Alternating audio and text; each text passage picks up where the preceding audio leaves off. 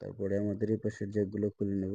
Jack খোলার কারণ হচ্ছে আমি এখানে নতুন একটা ইনভার্টার দেব। তাতে শুধু তারগুলা খোলা লাগবে না, আমার জ্যাকগুলা খুললেই হবে। যেহেতু এই ইনভার্টার আর নতুন যেটা দিব ওই ইনভার্টার দুইটাই সেম।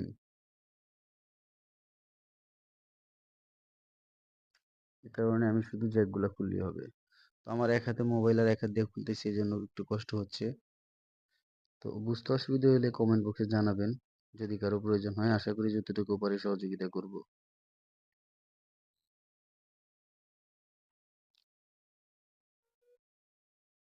আবার এক সময় সময় হলে আপনাদের সাথে আমি আমার এই জ্যাকগুলোর কানেকশনটা কোন থেকে কি সম্পূর্ণ ডিটেলস আলোচনা করব ইনশাল্লাহ, যদি আপনারা চান। এই যে আমার ব্যাগের ভিতরে নতুন ডোর ইনভার্টারটা আমি খুলে বের করব।